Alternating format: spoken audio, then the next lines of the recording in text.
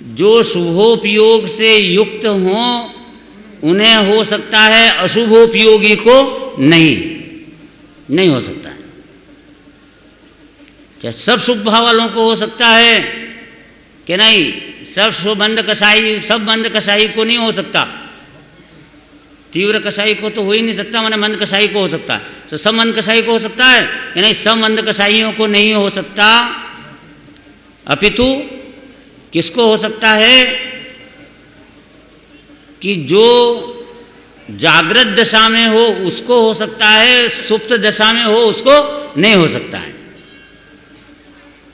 सोया हुआ भी हो और सपने में मंद कषाय चल रही हो उसकी, वो मंद कषाय होती है, सब नींद में भी मंद तीव्र होती रहती है, तो मंद हो तो सम्यक दर्शन नहीं हो सकता उसको, माने जागृत दशा में ही हो सकता है, सोए हुए में नहीं हो सकता।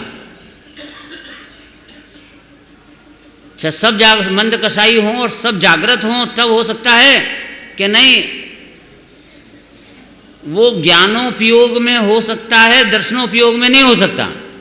ज्ञानोपयोग का काल चल रहा है ना उसका, तो दर्शनोपयोग में नहीं चलेगा, ज्ञानोपयोग में चलेगा। अच्छा, ज्ञानोपयोग में तो हो सकता है, तो कि ज्ञानोपयोग में भी सब ज्ञानोपयोग में नहीं हो सकता। वो जो हे उपादेय कर जो ज्ञान राग से आत्मा को भिन्न जान रहा है उसको हो सकता है, और किसी को नहीं हो सकता। अच्छा, राग और ज्ञान को भिन्न जान रहा है, ऐसा जानने का जो चेष्टा कर रहा है उन सबको हो सकता है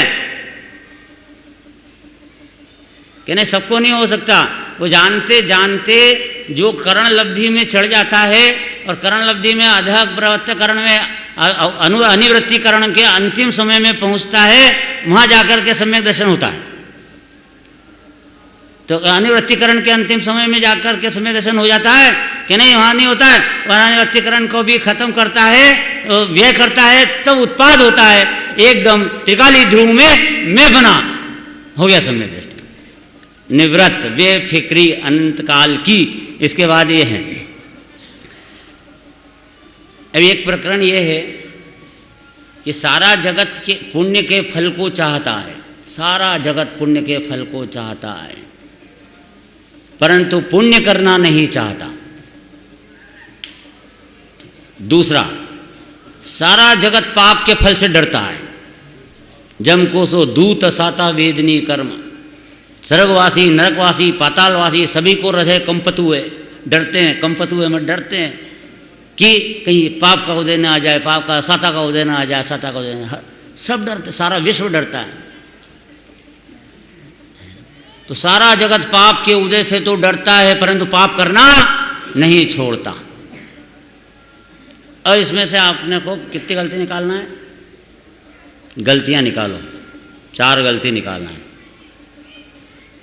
2 वाक्य दिए हैं आपको, इसमें 4 गलती निकालना है। नंबर 1, सारा जगत पुण्य के फल को चाहता है पर पुण्य करना नहीं चाहता, इसमें 2 गलती निकालना है।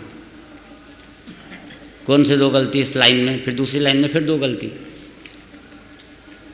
तो सारा जगत पुण्य के फल को चाहता है, ये गलती क्यों चाहता है? पुण्य का फल कभी चाहने योग्य होता ही नहीं, क्योंकि पुण्य का फल जो आता है वो तो पुद्गल आता है, और पुद्गल में से कभी भी जीव को सुख नहीं आता है।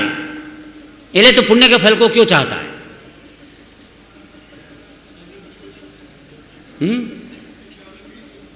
न सामग्री मिले तो वो पुद्गल मिलना है, तो पुद्गल मिले तो पुद्गल में से तो कुछ सुख आता ही नहीं है, तो उसको चाहना गलत है। सुख चाहता है ना, तो सुख तो आत्मा में से आता है, तो वो पुद्गल को, पुण्य के फल को क्यों चाहता है? परमात्मा प्रकाश में कहा पुण्यन विभो विभो माओ माओ मई मोह, कि पुण्य से वैभव होता है, वैभव से मान होता है, और मान से मति भ्रष्ट हो जाती है, और मति भ्रष्ट होने से 4 गति में रुलता है। ऐसा पुण्य हमको न हो। पुण्य काहे के लिए चाहिए? पुण्य का है तो सारा जगत पुण्य के फल को चाहता है, ये गलती, एक गलती। दूसरी गलती निकालना है सिवा की, अरे भैया पुण्य का फल चाहता है तो फिर पुण्य तो कर, शुभ भाव तो कर, तो शुभ भाव भी नहीं करता, ये दूसरी गलती। भाई पूजा कर, पाठ कर, व्रत कर, नियम कर, संयम कर, जप कर, तप कर, ध्यान कर, स्वाध्याय कर, चिंतन मनन कर, इसमें पुण्य बनता है, इतना पुण्य बनता है जिसकी कोई सीमा नहीं। मैं अभी बाबूजी उगल जी से मिल के आया ना थोड़े दिन पहले, तो अब उन्होंने कहा कि मैं आपको क्या बताऊं कंवर साहब कि ये जितना जिंदगी भर कोई व्रत नियम संयम त्याग तपस्या से पुण्य करता है ना, पुण्य जितना पुण्य कमाता है, तो तत्व विचार करता है वो एक क्षण का उससे अनंत गुना ज़्यादा फायदा हो जाता है। एक क्षण का तत्व विचार सिर्फ इस राग भिन्न है, ज्ञान भिन्न है, समझ में, आश्रव है ज्ञायक उपादेय है। एक बार विचार तो करो, ये विचार करने का जो पुण्य बंधेगा वो भी अपरंपार बंधेगा, ऐसा कि जो जिंदगी भर तपस्या करने में नहीं बंधा उतना पुण्य की तरफ से भी बात करो तो वजह पुण्य का फल चाहता तो पुण्य तो करो, तो पुण्य भी नहीं करता, ये दूसरी गलती। अब तीसरा, सारा जगत पाप के फल से डरता है। गलती निकालो, ये पाप के फल से डरता है, क्यों डरता है? ये तो बहुत, ये पाप के फल से कभी डरना चाहिए क्या? पाप का फल क्या होता है? नरक गति। तो नरक गति आ गई तो उससे डरता क्यों? नरक गति तो पुद्गल है, और पुद्गल कभी भी दुख देने में समर्थ नहीं है। बाहर नारे की कृत दुख भोगे अंतर सुख रस घटाघटी, सुख की घटाघटी करते हैं, उनको कोई दुख नहीं होता सम्यक दृष्टियों को। नरक गति भी हो जाए तो नरक गति से क्यों डरता है? नरक गति को ज्ञान का गेय बना लेना, हर पाप के उदय को ज्ञान का गेय बना ले, कभी भी उसका कष्ट पाप के फल का अपने माथे नहीं चढ़ेगा। जो वैतरणी नदी है नरक में, वो पुद्गल है कि जीव है? अच्छा, नरक गति में जो शरीर मिला वो सारा विभत्स शरीर सारा, वो जीव है कि पुद्गल है? वो भी पुद्गल है। सेमर थरू माथे पे गिरेगा वो वहाँ पे जो धूप पड़ती है, गर्मी पड़ती है वो, और वहाँ पे जो ठंड लगती है वो ठंड क्या है? पुद्गल है कि जीव है?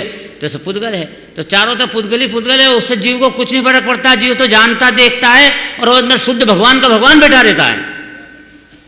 इसलिए पाप के फल से डरे मत, और पाप के फल से डरता है तो गलती करता है, तत्व ज्ञान में गलती है तेरे अभी। और कहता है कि मैं तत्वज्ञानी हो गया। तत्वज्ञानी क्या? तत्वज्ञानी हो गया? ऐसे तत्वज्ञानी होते हैं जो पाप से डरते हैं। पाप के फल से कभी नहीं डरना।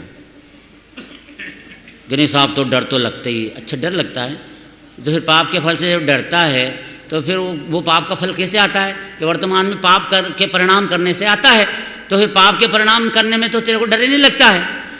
जब पाप के फल से डरता है तो पाप करना तो छोड़, जब पाप करेगा ही नहीं तो कर्म बंधेगा ही नहीं तो उदय आएंगे कैसे पाप के, और तू सुरक्षित रहेगा।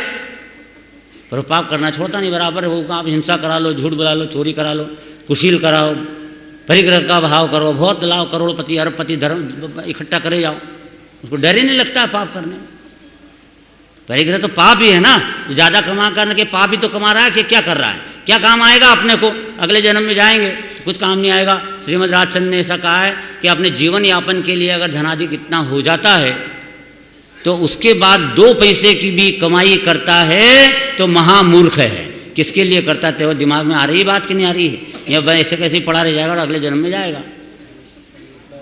जीवन यापन के जब तक नहीं होए, जब तक तो ये विकल्प आता है, भूमि का है ना, तो विकल्प आता है, और विकल्प से पैसा नहीं आता। पैसा तो पुण्य से ही आता है, पर उसके पूर्व में उसको कमाने का विकल्प आए बिना रहता नहीं है।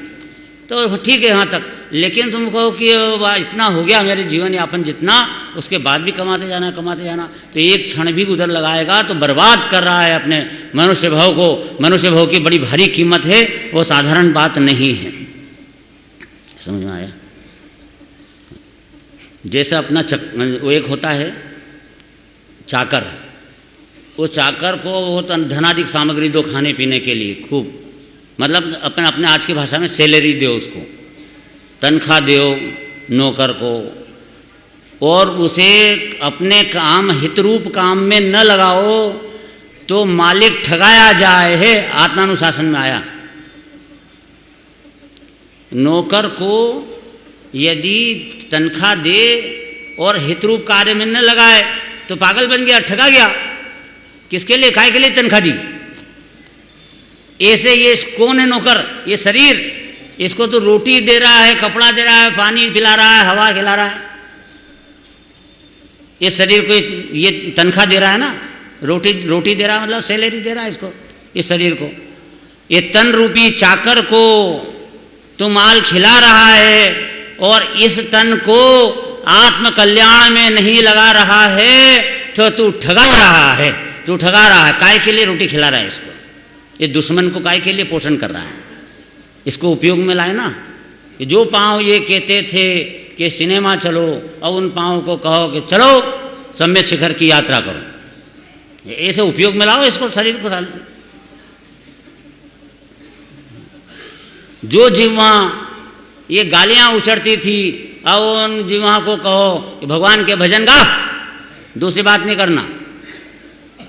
जो ये आंखें ये दूरदर्शन देखती थी, टीवी देखने में लगी रहती थी, चित्र देखती थी, रूप देखती थी, विकार करती थी, अब इन आँखों को कहो कि जिनेंद्र भगवान का दर्शन कर, ये जिनवाणी पढ़। ये शरीर को काम में लिया तेने, क्या के लिए? शरीर रोटी काय के लिए खिलाई शरीर को? मुनिराज भी आहार कराते हैं इस शरीर को, तो वे तप बढ़ाने के लिए कराते हैं। ले तप बढ़ावन हेतु नहीं तन पोषते तजी रसन को। ये सारे उद्देश्य होते हैं। ये कुछ समझते ही नहीं है। ठगाई जा रहा है, ठगाई जा रहा है। इस प्रकार से सारे कई बातें हैं। एक आप अंतिम में एक पॉइंट और सोच लो, इंद्रिय ज्ञान, इंद्रियों से ज्ञान होता है कि नहीं होता? ये पॉइंट और सीख जाओ एक। चलो, इंद्रियों से ज्ञान नहीं होता। ये इंद्रियां होती ना, ये इनसे ज्ञान नहीं होता है। ये अभी जो ज्ञान हो रहा है वो कान से ज्ञान हो रहा है कि ज्ञान से ज्ञान हो रहा है? अभी जो जान रहे हैं वो कान से जान रहे हैं कि ज्ञान से जान रहे हैं? तो जान तो रहा है ज्ञान से और समझ रहा है कि कान से। इसको कहते हैं कि इंद्रिय ज्ञान हो गया इसका। ये ज्ञान है वो है तो आत्मा का, आत्मा का पुत्र है, आत्मा की पर्याय है ना ये, तो है तो आत्मा का पुत्र। और ये पुत्र क्या समझ रहा है कि ये जो मैं पुत्र हूँ ये मैं आत्मा का नहीं हूँ, मैं तो इस इंद्रियों का हूँ, पुद्गल का पुत्र हूँ, ज्ञेय का पुत्र हूँ। और ज्ञेय में से ज्ञान आया क्या? ज्ञान ज्ञान में से आया। तो इसके 5 पॉइंट हैं। नंबर 1, इंद्रियां स्वयं स्वपर प्रकाशक नहीं। अब वो खुद ही जानती नहीं, खुद को नहीं जानती, दूसरे को क्या जानेगी? तो इंद्रियां स्वपर प्रकाशक नहीं। नंबर 2, आत्मा बिना इंद्रियों के खुद से ही स्वपर प्रकाशी स्वभाव वाला है। तो स्वपर प्रकाशी है तो खुद ही स्व को स्व जान लेता, फर को भी जान लेता खुद ही, बिना इंद्रियों की जरूरत ही नहीं। इंद्रियों के आड़तियों की दलाल के बीच में जरूरत ही नहीं। आत्मा डायरेक्ट जानता है। अलिंग ग्रहण का छठा बोल है आत्मा प्रत्यक्ष ज्ञाता है। और अलिंग ग्रहण का पहला बोल है आत्मा इंद्रियों से जानता नहीं। नंबर 2 है कि इंद्रियों से जनाता नहीं, जानने में आता नहीं। इंद्रियों से जानता भी नहीं, और अब आत्मा को जानना है तो इंद्रियों से जानने में आता भी नहीं। 2 पॉइंट हो गए। नंबर 3, इंद्रियों में और आत्मा में अत्यंत अभाव है। तीसरा पॉइंट हो गया। चौथा पॉइंट, इंद्रियां निमित्त मात्र हैं और निमित्त से तो कार्य होता नहीं, कार्य तो उपादान से होता है। 5वां कि इंद्रियों में, इंद्रिय ज्ञान में और ज्ञेय में व्याप्ति बैठती नहीं। व्याप्ति नहीं बैठती है। बाहर रामलाल जा रहा हो, हमको श्यामलाल दिखाई देता है। वहाँ मुनिराज के सिर के ऊपर मच्छर उड़ रहे थे और इसको लग रहा है कि मुनि महाराज के बाल उड़ रहे हैं। केशोंडुक, केश में उंडुक का ज्ञान हो रहा है। क्यों हो रहा है? इसका अर्थ है कि व्याप्ति नहीं बैठती। अन्वय व्याप्ति भी नहीं बैठती, व्यतिरेक व्याप्ति भी नहीं बैठती। अन्वय व्यतिरेकानु विधाना भावाच केशोंडुक ज्ञान नक्तंचर ज्ञान वच। इसलिए इंद्रियों से ज्ञान नहीं होता। एक इसके लिए घड़े का उदाहरण अंतिम बिल्कुल, कि एक घड़ा जिसमें 5 छेद कर दिए और एक दीपक जलाया, दीपक के ऊपर जलते हुए दीपक पे और घड़े को उल्टा कर दिया, तो अब छेद में से प्रकाश हो रहा, छेद में से प्रकाश आ रहा है। छेद में से प्रकाश आ रहा है कि नहीं आ रहा है? छेद में से प्रकाश आ रहा है कि नहीं? घड़े में छेद में से, अरे छेदों में से प्रकाश आ रहा है कि दीपक के बीच अंदर जो प्रकाश पड़ा हुआ, घड़े के अंदर जो प्रकाश दीपक पड़ा हुआ है, वो दीपक में से प्रकाश आ रहा है। तो आ तो रहा है दीपक में से, और समझ क्या रहा है कि छेदों में से आ रहा है प्रकाश। ऐसे ये 5 इंद्रियां छिद्र हैं, ये अंदर आत्मा में से, ज्ञान में से प्रकाश आता है और इसको लगता क्या है कि ये बाहर से प्रकाश आ रहा है। चलिए विशेष बात करेंगे, अब समय हो गया। 5वां व्याप्ति नहीं बैठती।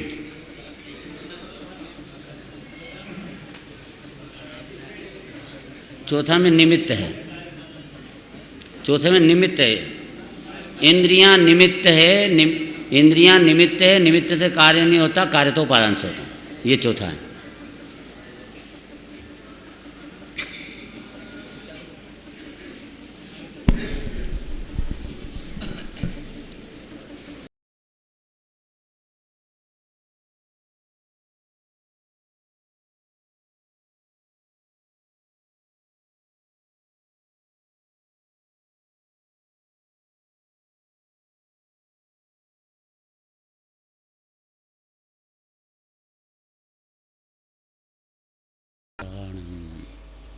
नमो सिद्धाणं नमो आयर्याणं नमो वज्रायणं नमो लोयसवसाहुणं।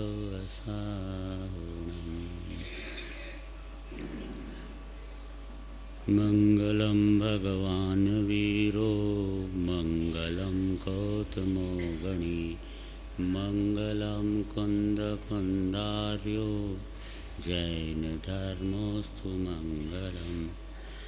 सर्वमंगलमांगल्यं सर्वकल्याणकारकं प्रधानं सर्वधर्माणां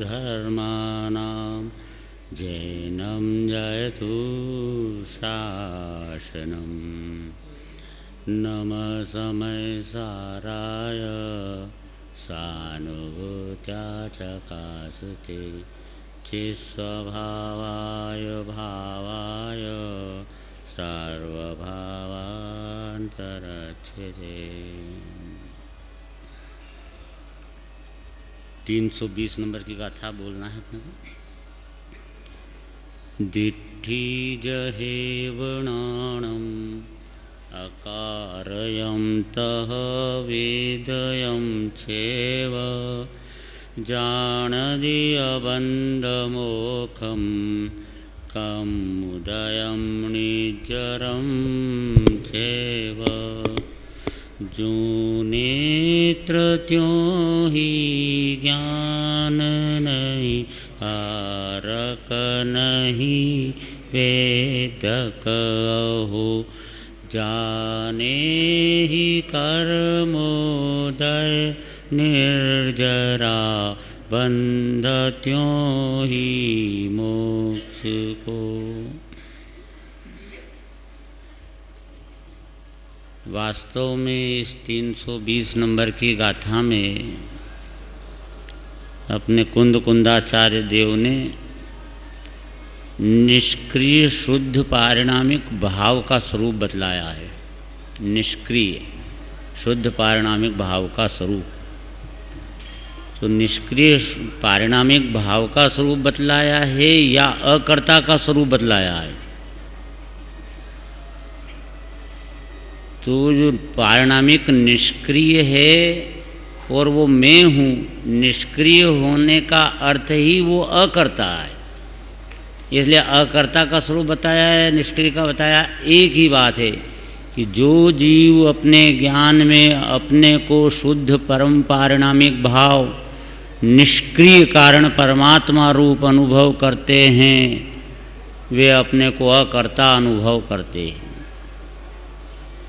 अकर्ता अनुभव करते हैं का अर्थ, अब जो उदयादिक हैं, रागादिक हैं, बंधादिक हैं, अर्थात बंध है, मोक्ष है, निर्जरा है, कोई भी कृत्य दुष्कृत्य या सुकृत्य वह सब स्वयमेव अपने आप होते हैं और वे होते हुए भी मुझसे भिन्न होते हैं।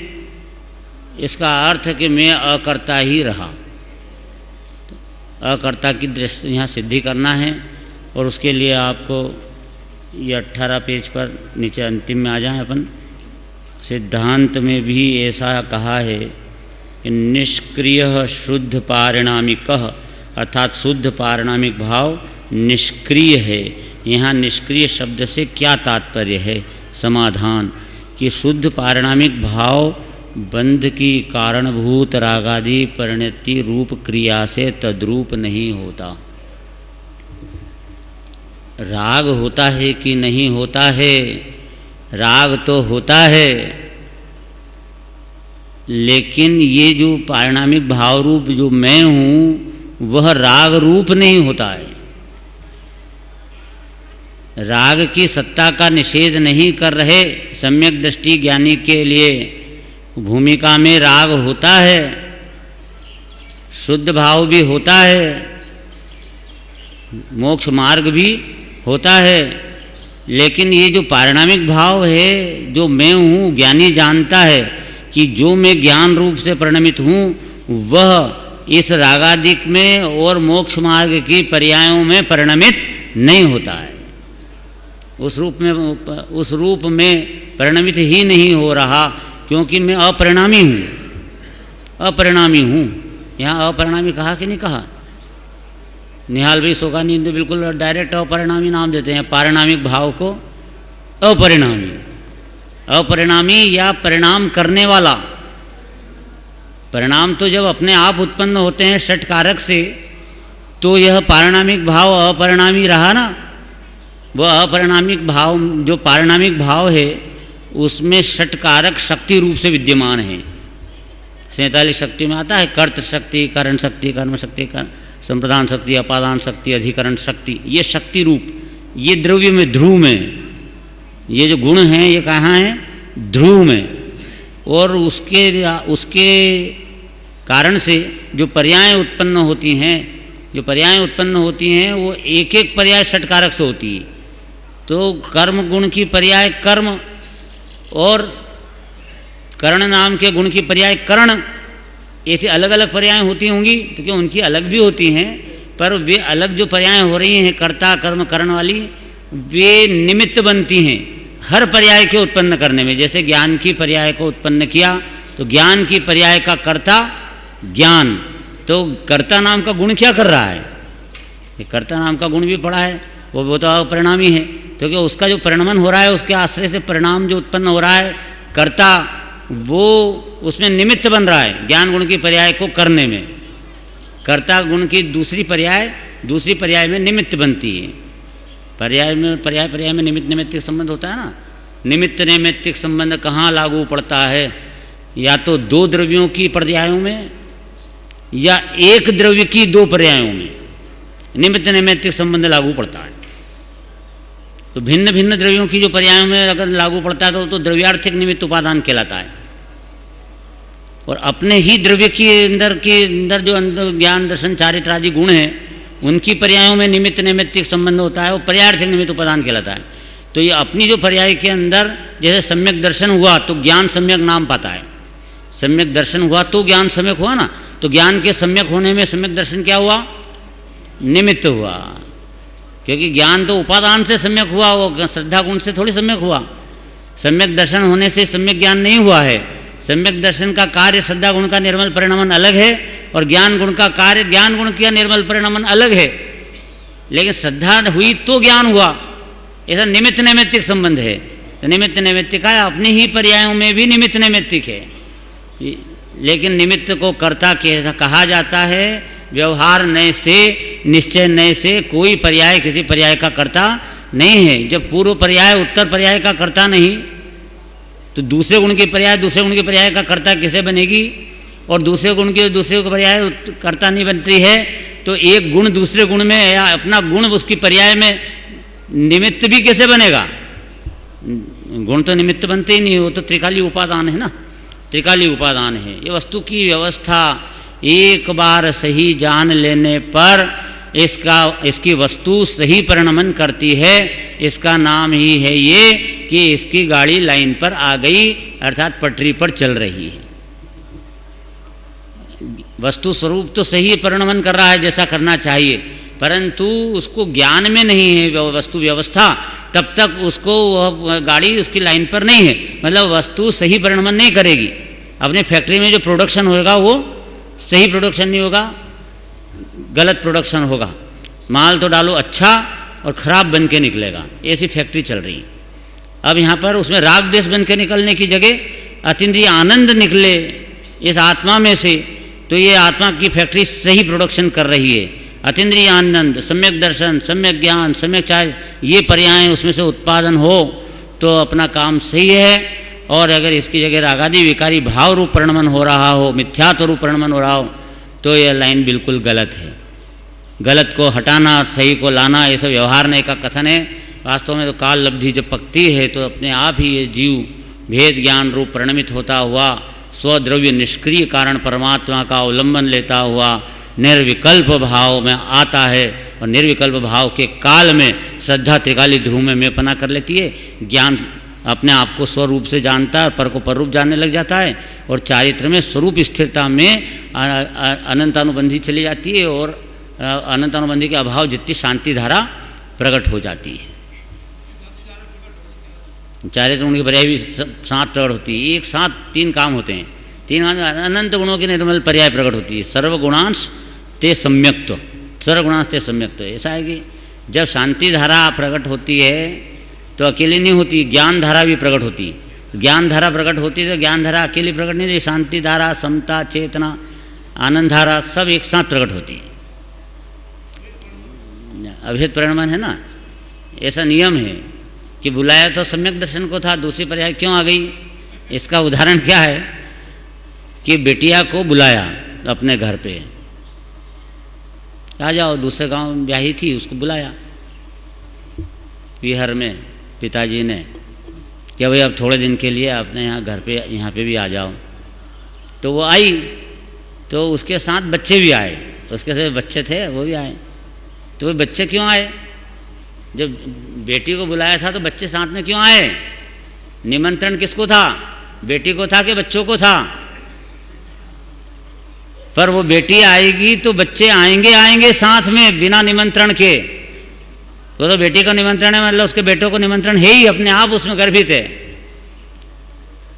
ऐसे आत्मानुभूति की उपयोग आत्मा के पास ले गए, मतलब उपयोग को आत्मा के पास बुलाया, शुद्ध किया, तो उस आत्मा में से सब जितने भी गुण और हैं सबके सब निर्मल साथ के साथ प्रकट होते हैं। ऐसा नहीं होते, कहते ऐसा है कि ज्ञान प्राप्त करो, ज्ञान प्राप्त करो। एक ही गुण को निमंत्रण दिया। निमंत्रण किसको दिया? ज्ञान को, कि भाई सम्यक ज्ञान प्राप्त करो, क्या होएगा तुम्हारा? सम्यक ज्ञान प्राप्त करो, मैंने ज्ञान की निर्मलता के लिए ज्ञान की पर्याय को निमंत्रण दिया। पर जब ज्ञान की पर्याय आती है निर्मल होकर तो अकेली नहीं आती, उसके साथ सुख शांति भी साथ आते हैं। अनंत गुणों की निर्मल पर्याय साथ में उत्पन्न होती है। ऐसा काम है। यहाँ निष्क्रिय कारण परमात्मा की बात बताना है। एक ट्रेन के अंदर 4 आदमी बैठे थे, तो उस 4 में से एक आदमी ने बोला, एक ने कहा कि ये मेरा हीरा बड़ा कीमती है। क्या? तो वो हीरा निकाला, बताया ये बड़ा कीमती है। तो दूसरा बोला कि ये हीरा कीमती है कि ये आँखें कीमती है? ये अगर ये हीरा होता और आँखें नहीं होती तो ये हीरे की कीमत कौन करता? किसकी कीमत ज़्यादा है? ये आँखें की कीमत ज़्यादा है। यहाँ भी बात तो बिल्कुल सही कह रहे हो। तो तीसरा बोला कि आँखों की कीमत है कि ज्ञान की कीमत है? ये आँखें तो मुर्दे में भी होती है, वो जानना चाहिए ना उसको, तो वो तो जानता नहीं है। तो ये ज्ञान की कीमत है, अंदर ज्ञान हो, यहाँ आत्मा बैठा ज्ञान वाला, ज्ञान नहीं हो तो ये आँखें क्या काम की? इसलिए ज्ञान की कीमत है। तो चौथा बोला कि ज्ञान की पर्याय की कीमत है कि वो ज्ञायक भगवान आत्मा ध्रुव पारिणामिक की कीमत है कि वो द्रव्य पारिणामिक नहीं होता, जो ज्ञान किसमें से निकल के आता? खजाना ही नहीं होता तो उसमें कहाँ से आता? आज बात समझ में सेठी जी, रतन जी, अरे अंदर ज्ञायक नहीं होता, द्रव्य ही नहीं होता तो ये पर्याय आती कहाँ से? तो तू किसकी कीमत कर रहा है? तो तूने द्रव्य की कीमत छोड़ी, पर्याय की कीमत कर रहा है, ज्ञान की पर्याय की कीमत छोड़ी, आँखों की कीमत कर रहा है, आँखों की कीमत छोड़ी तो वो हीरे के अंदर हीरे की कीमत किए जा रहा है, पुद्गल की, जड़ की, धूल की। किसके कीमत में अटका हुआ है? धन दौलत में, स्त्री पुत्रादिक में, मकान दुकान में, वहाँ उनकी महिमा में अटका है। अरे उनको जानने वाले ज्ञान की वैल्यू कर, और वो ज्ञान का धारक भगवान आत्मा विराजमान है। यदि वह आत्मा भगवान नहीं होता तो ये जानता कौन? गुरुदेव कहते थे कि ये अंदर से भगवान आत्मा जाने छे શું કીધું? जाने छे। जानवानी ताकत શું बात छे? कितनी कीमती चीज है वो जानना, और वो क्वालिटी इस चेतन के पास मिलेगी जानने की, पुद्गल के पास मिलने वाली नहीं है। आश्चर्य है कि चेतन को पुद्गल की महिमा आ रही है और चेतन को चेतन की महिमा नहीं आ रही है। एक समुद्र था, बहुत बड़ा समुद्र तो मालूम है कि वो तो महाविशाल होता है। तो उसमें किसी ने मुर्दा उठा के फेंक दिया, मुर्दा, किसी मनुष्य का मुर्दा ऐसा फेंक दिया, बहा दिया पानी में। तो वो बहा करके वो बीच में पहुंच गया, समुद्र के बीच में। तो कितना सा दिखता था वो, राई के दाने जैसा एक समुद्र में दिखे। कहाँ दिखते ही नहीं इतना बड़े समुद्र में, वो मुर्दा क्या दिखे। लेकिन वो जो समुद्र, मानो कि उसमें ज्ञान है समुद्र में, तो वो समुद्र क्या कहता है, पूरा का पूरा समुद्र, कि मैं, ये जो मुर्दा है ये मैं हो गया हूँ, ये मुर्दा मैं हो गया हूँ। अरे तू कितना बड़ा समुद्र, कहाँ से कहाँ तक आ रहा, मुर्दा इतना सा कण भर, वो भी समुद्र से भिन्न जाति का बाहर पड़ा हुआ, उसको तू ये कहता है कि मैं हो गया हूँ। तो ये मुर्दा तू हो गया तो तू कुछ नहीं है कि मैं कुछ नहीं हूँ। समुद्र पूरा समुद्र को भूल गया, और वो मुर्दा जो दिख रहा था उस मुर्दे को, वो समुद्र, मैं समुद्र हूँ, मैं मुर्दा हूँ, वो समुद्र ने ऐसा मान लिया। इतनी बड़ी गलती भी क्या हो सकती है कि हाँ, ये इतनी बड़ी गलती ही हो रही है। ये यहाँ चेतन समुद्र, ज्ञान आनंद का समुद्र विराजमान है। अनंत अनंत गुणों का पिंड संख्यात प्रदेशी भगवान विराजमान है। अब वो चैतन्य, उस समुद्र, उसकी ज्ञान की पर्याय में गेयाकार, ज्ञान की पर्याय में एक ये शरीर मुर्दे का गे का आकार इस कोने में पड़ रहा है जाके। ज्ञान की पर्याय में ये शरीर का आकार, ये शरीर कहाँ जानने में आ रहा है अपने को? ज्ञान की पर्याय में गे आकार कहीं ना कहीं जानने में आ रहा है। शरीर तो शरीर को जानता नहीं, शरीर तो जड़ है, मुर्दा है, उसको आँखों को थोड़ी पता है कि मैं आँख हूँ। शरीर शरीर को जानता नहीं। इस शरीर को जो जान रहा है वो आत्मा ही जान रहा है, ज्ञान जान रहा है, ज्ञान। अब ज्ञान के अंदर ये गे का आकार, इस शरीर का आकार पड़ रहा है। ज्ञान की पर्याय में एक आकार, इतना अनेक आकार पड़ रहे हैं, उसमें इस शरीर का भी आकार पड़ रहा है। ये बताइए, कोने में एक जरा सा आकार पड़ा हुआ है, और वो जो ज्ञान की पर्याय है वो पूरे समुद्र के साथ अभेद है, आत्मा के साथ अभेद है। और वो आत्मा के साथ अभूत अभेद ज्ञान की पर्याय ये बोलती है, ये मानती है कि ये जो गेयाकार है ये मैं हो गया हूँ। अरे वो गेयाकार मैं हो गया हूँ नहीं, वो जिसका गे का आकार, वो जो मुर्दा बाहर पड़ा हुआ है, वो मुर्दा मैं हो गया हूँ। और वो मैं हो गया हूँ भी नहीं, सिर्फ वही मैं हूँ और मैं कुछ भी नहीं हूँ। पूरा भगवान का भगवान गायब। इतना खतरनाक पॉइंट हो रहा है इसके साथ में, जीव के साथ। कितना घाटे में, कितना महामहिम चैतन्य द्रव्य और कितने जड़ धूल के अंदर समर्पित हुआ, और इतना समर्पित हुआ कि अपने अस्तित्व को भूल ही गया और उस जड़ के अस्तित्व को पूरा पूरा अपना अस्तित्व मान लिया। क्या गजब का काम हुआ ये भी। और ये भेद ज्ञान करे तो वो के गेयाकार, ज्ञान की पर्याय में जो आकार बना है वह आकार ज्ञान का बना हुआ है, ये शरीर का भी नहीं है। ज्ञान का आकार है वो भी एक प्रकरण है बहुत जोरदार, कि जो गेय हैं, जो आपको सामान्य का विशेष बताएं, विशेष का विशेष, विशेष मतलब पर्याय, और अपन ज्ञान की पर्याय से ले लेते हैं। विशेष का विशेष मतलब ज्ञान की पर्याय में गेयाकार। तो पहला जो विशेष बोले थे वो तो ज्ञान की पर्याय हो गया। ज्ञान की पर्याय में ज्ञेयाकार, ये विशेष का विशेष, ठीक है। अब जो विशेष का विशेष है वही सामान्य का विशेष है। विशेष का विशेष है वो क्या है? वो सामान्य का विशेष है। देखो कितने भेद बताए थे कल अपन ने, विशेष का विशेष, विशेष का सामान्य, जिस सामान्य का विशेष और सामान्य का सामान्य। 1 मिनट में चले जाएगा प्रकरण, ज़्यादा नहीं विस्तार करूँगा मैं। ये तो कुछ पॉइंट ऐसे डालता हूँ मैं कि जो विशिष्ट जो जन आए हैं ना, जिनको कि ऊंचा माल चाहिए, उनके लिए तो घबराना नहीं चाहिए कि मेरे को समझ में नहीं आता। तो उसको दूसरे को जिसको समझ में नहीं आ रहा उसको कुछ कुछ अंश समझ में आता है, जो अगली बार सुनेगा तो पूरा समझ में आ जाएगा। और सबके लिए बात आती है, फिर दूसरी बात सरल आ जाती है, बहुत सरल। हर पॉइंट, हर बात उदाहरण से करते हैं। तो विशेष का विशेष माने ज्ञान में ज्ञेयाकार, और विशेष का सामान्य, कि जो ज्ञेयाकार है वह ज्ञेयाकार किससे बना है? जैसे ज्ञान के अंदर मयूर झलका, दर्पण के अंदर मयूर झलका, दर्पण में मयूर झलका, मयूर का आकार दर्पण में आया। कौन से मयूर का आकार आया? बाहर के मयूर का आया कि दर्पण के मयूर का आकार आया? किसका आकार है वो?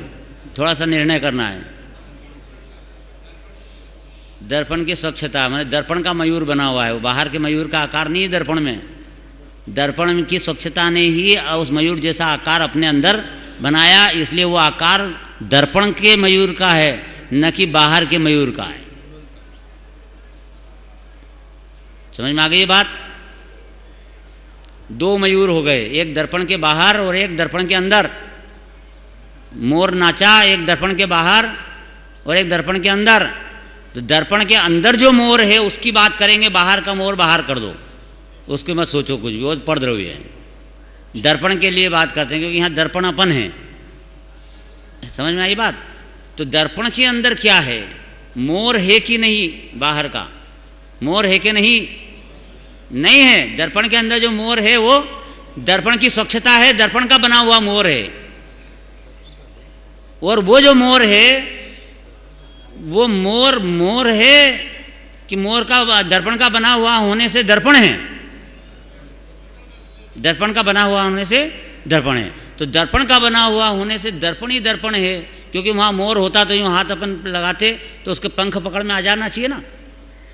तो वहाँ आपने हाथ लगाया, मोर के पंख पकड़ो दर्पण में, तो पंख पकड़ में ही नहीं आए, तो फिर क्या पकड़ में आया? ये दर्पण ही पकड़ में आया। इसका मतलब कि वहाँ मोर है ही नहीं, दर्पण ही है जो है वो पकड़ में आया। दर्पण तो और कुछ था ही नहीं वहाँ। समझ में आई बात? दर्पण है ही, दर्पण ही है वो। अगर मोर होता तो मोर आता तो कुछ पकड़ में, दर्पण ही है वो। बस उसका आकार ऐसा ऐसा बन रहा है तो आपको ऐसा लग रहा है कि दर्पण मोर है, ये मोर नहीं है, दर्पण है वो। ये जो दर्पण देखा, दर्पण में मोर का आकार देखा, तो ये हुआ विशेष का विशेष। और दर्पण में मोर का आकार न देखकर वो जो आकार है वो काय का बना हुआ है? दर्पण का है, इसलिए दर्पण देखा। उसमें मोर के आकार में भी दर्पण देखा, तो दर्पण देखा है विशेष का सामान्य है। ये सामान्य देख लिया। अब जो दर्पण में जो दर्पण देखा गया, वो मोर जैसा आकार भी दर्पण है ऐसा देखा गया, वो क्या था? दर्पण की स्वच्छता। तो ये हुआ सामान्य का विशेष, वही सामान्य का विशेष हुआ। जो स्वच्छता थी, दर्पण की स्वच्छता थी मोर की आकृति में, वो मोर मान ही नहीं रहे, हम तो दर्पण ही मान रहे हैं। तो जो विशेष का जो सामान्य था वही सामान्य का विशेष है। मतलब ये हो गया गुण, स्वच्छता गुण हो गया उसका।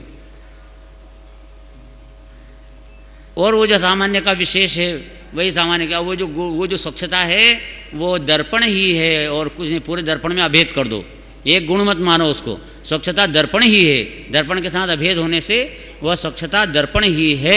इस प्रकार दर्पण मात्र अवलोकन में आ रहा है। जब मोर दिख रहा है तब भी उसमें सिर्फ दर्पण दिख रहा है, मोर नहीं दिख रहा है। इसका नाम है सामान्य की अनुभूति। ये है सामान्य की अनुभूति। ऐसे यहाँ पे ज्ञान में यहाँ पे आप ज्ञान पे लगाओ, दर्पण में दो मत लगाओ। वो तो दर्पण से अपने को क्या लेना देना, अपने को तो यहाँ आत्मा समझना है ना। सिद्धांत का महत्व है कि दर्पण उदाहरण का थोड़ी इतना महत्व है।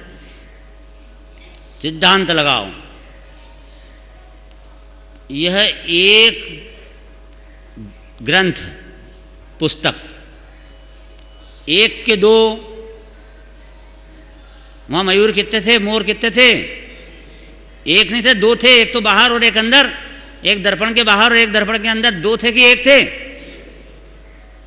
पहले दो स्थापना करना भी, एक तो बाहर था और एक दर्पण में था। वो फिर एक को अपन आगे आगे बढ़ते जाएंगे समझ के। अभी तो दो है ना, एक बाहर और एक अंदर।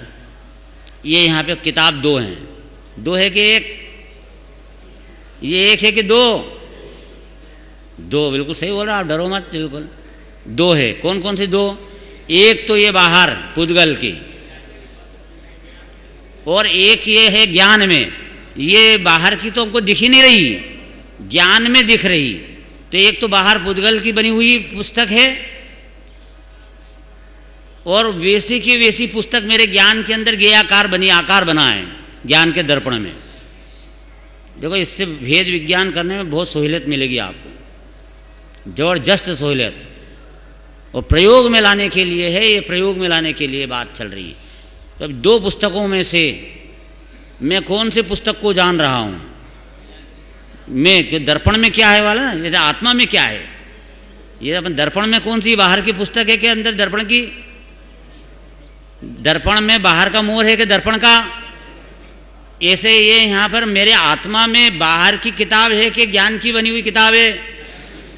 अब ज्ञान के अंदर आकार दिख रहा है, तो मैं कौन सी को जान रहा हूँ? कि अंदर की पुस्तक को जान रहा हूँ, और समझ ये रहा हूँ कि बाहर की जान रहा हूँ। इसका नाम है मिथ्यात्व। क्या है मिथ्यात्व? वो कि ज्ञेय को ज्ञान में मिलाना, ज्ञेय और ज्ञान का संकर दोष है। यही अनादि से यही चल रहा है ना, अनादि काल की बीमारी है, कोई आज की नहीं है। और ये उसमें ये लग रहा है कि मैं बाहर की जान रहा हूँ, ये बाहर की जानना, और एक ही है, बस दो है ही नहीं। तो बाहर नहीं जान रहा प्रभु, अंदर ज्ञान की पर्याय में जान रहा है। ज्ञान की पर्याय में गेयाकार जो बना है उसको ही जान रहा है, समझ रहा है कि बाहर की को जान रहा हूँ, इसीलिए बाहर के साथ कनेक्शन हो गया है। इसका नाम है परद्रव्य के साथ एकत्व बुद्धि बैठ गई है। अब इस मिथ्या मान्यता और ये वाले कैंसर रोग है, ये कैंसर रोग ज्ञेय को ज्ञान में मिलाने का। चंद्रमा देखा करोड़ों मील दूर, चंद्रमा कितने कितने करोड़ों मील दूर देखा? करोड़ों मील दूर देखा कि नहीं देखा चंद्रमा? अरे करोड़ों मील दूर देखा कि यहाँ देखा अपने ज्ञान की पर्याय में, यहीं कि यहीं? तो ये तो समझ रहा है कि करोड़ों मील दूर देखा। कितनी भूल चल रही है। क्यों समझ रहा है ऐसा? कि वो दो चंद्रमा समझते ही नहीं है। एक बाहर का चंद्रमा और एक ज्ञान के अंदर ज्ञेय का आकार बना है वो, और जो ज्ञेय का आकार बना है कोई उसकी परछाई नहीं है। ये ज्ञान के अंदर ज्ञानावरणी कर्म के छह उपशम से ज्ञान गुण की पर्याय में से जानने रूप ऐसा परिणमन हुआ है। वो चंद्रमा का आकार अंदर से प्रकट हुआ है, बाहर के चंद्रमा से नहीं प्रकट हुआ है। ये एक साथ साथ में और अलग चलाते रहे ना पॉइंट। और अब आगे बढ़ो कि ये दो पुस्तक, दो में से मैं जान रहा हूँ, अंदर वाली जो दिख रही पुस्तक उसको जान रहा हूँ, बाहर की पुस्तक को मैं नहीं जान रहा। छोड़ दो बाहर की दृष्टि, अब अंदर ही अंदर का चमत्कार देखो कि अंदर जो ये पुस्तक का आकार दिख रहा है, ज्ञेय का आकार दिख रहा है, राग का आकार दिख रहा है। समझ में आया? मैं शुद्ध हूँ, बुद्ध हूँ, ऐसे विकल्प उत्पन्न होते हुए ये ज्ञान की पर्याय में नजर आ रहे हैं। अब ये जो ज्ञान की पर्याय में ऐसे नजर आते हुए वे भाव, अब ऐसे दो लगाए अपने, दो पुस्तक ऐसे ही लगाते हैं। अब जो क्रोध आया, या भगवान की भक्ति का भाव आया, या शिखर जी की यात्रा का भाव आया, एकदम ऐसा भाव आया कि प्रभु तीन लोक के नाथ आप पूज्य हो, ऐसा एक विकल्प अंदर, अंतर्जल्प विकल्प आया। हे भगवान आप परिपूर्ण हो, ऐसा विकल्प अंदर में आया। ये राग है, ये राग आया ऐसा। भगवान का जो विकल्प है ना कि आप शुद्ध हो, मैं शुद्ध हूँ, ऐसा विकल्प आवे, वही राग है, वो अशुद्ध है। तो अब ये जो राग आया, रोटी खाने की इच्छा हुई, इच्छा अंदर में कि चलो मेरे को भोजन करना है। अब वो जो एक इच्छा आई, कितनी इच्छा, एक कि दो, दो इच्छा। मोर दो थे कि नहीं थे, पुस्तक दो थे कि नहीं थे, ऐसे इच्छाएं दो। एक इच्छा हुई तब दो, वह कि वही दो, और दो इच्छा। क्रोध, एक क्रोध नहीं, दो क्रोध। एक तो क्रोध क्रोध में, और एक ज्ञान के दर्पण में क्रोध झलका, ज्ञान की पर्याय में क्रोध झलका। वो ज्ञान की पर्याय में जो क्रोध झलका, तो जीव कौन से क्रोध को जान रहा है? ज्ञान की पर्याय में जो क्रोध का आकार जानने में आया उसको जान रहा है, और समझ क्या रहा है कि मैं इस क्रोध को जान रहा हूं, बाहर के क्रोध को। तो वो क्रोध से अपना उपयोग हटा नहीं पाता और अपने अनुभूति में लग नहीं पाता है, अंतर्मुख उसकी दृष्टि बन नहीं पाती, पुरुषार्थ नहीं लागू नहीं पड़ता है, क्योंकि अभी हाल उसको समझने में ही गलतियां चल रही हैं। थ्योरी में ही गलती, थ्योरी में ही, तो प्रैक्टिकल कैसे करेगा? तो ये जो मिस्टेक यहाँ अंदर पड़ी है, मिस्टेक जानने का जो अपना फंक्शन है, वो फंक्शन किस स्टाइल में हो रहा है ये ही नहीं जान पा रहा। तो ये तो वो स्टाइल को बदले कैसे? और अनादि से जो स्टाइल चल रही है उस स्टाइल में बह रहा है, और ये भगवान ने जो बताई है स्टाइल, उस स्टाइल में चल नहीं पा रहा है। अब भगवान ने जो बताई हो तो बहुत ऊंची स्टाइल है। तो अब ये ज्ञान की पर्याय के अंदर वो ज्ञेय का आकार, वो क्रोध, अंदर ज्ञान में जाना गया वो क्रोध, वो क्रोध ज्ञान में जानी गई पुस्तक, वो पुस्तक का आकार ज्ञान में वो काय से बना है। बाहर की पुस्तक को तो छोड़ दो, अंदर जानने में आपकी पुस्तक आ रही है, उसकी बात चल रही है। अंदर जानने में आ रही है वो ज्ञान की पर्याय में आ रही है। वो ज्ञान की पर्याय में जो पुस्तक आ रही है वो काय से बनी हुई है? पुद्गल से बनी हुई है कि ज्ञान से बनी हुई है? ज्ञान से बनी हुई है। अब ज्ञान ही ज्ञान मेड है, वो पुद्गल मेड नहीं है। एक मकान दिखा, दो मकान, एक बाहर मकान और एक अंदर ज्ञान में मकान। ज्ञान में जो मकान है वो उसको मैं जान रहा हूँ, बाहर के को जानता नहीं। ज्ञान में जो मकान बना हुआ है वो काय से बना हुआ है? पुद्गल मेड है कि ज्ञान मेड है तो ज्ञान मेड, और समझ रहा है कि पुद्गल मेड, और इसलिए उस पुद्गल के प्रति इसको आकर्षण हो रहा है, राग उत्पन्न हो रहा है, द्वेष उत्पन्न हो रहा है, और मिथ्यात्व भी उत्पन्न हो रहा है कि वो मेरा है। अब ये ज्ञान मेड है, तो इससे तो चमत्कार, इससे तो कल्याण होने वाला है कि अब वो ज्ञान मेड माना, ये ज्ञान का बना हुआ आकार है, इसलिए ये हुआ सामान्य का विशेष। ज्ञान का आकार है मतलब ज्ञान गुण है, ये गुण में पहुंच गए हो।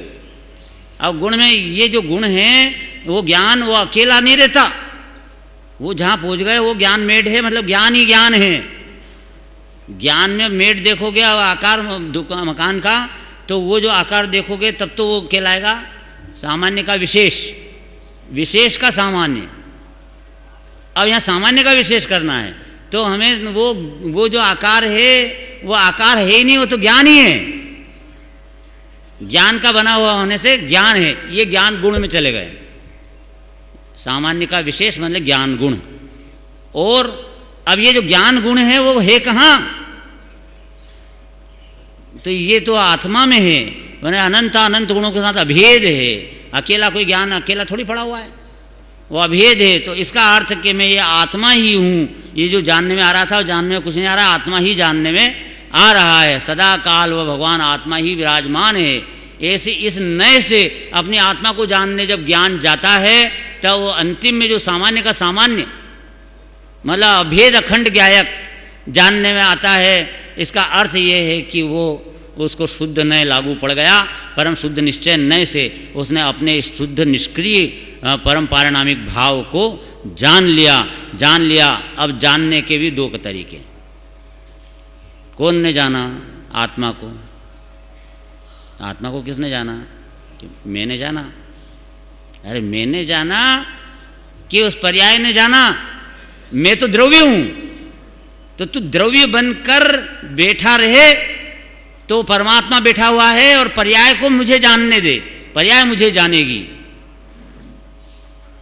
वही बात इसमें आई ना, ध्यान की बात,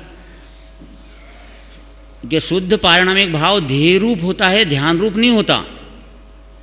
इसमें आपके साथ में लिखा हुआ ही है इसमें। उसका ही अर्थ चल रहा है। शुद्ध पारिणामिक भाव ध्येय रूप है कि ध्यान रूप है?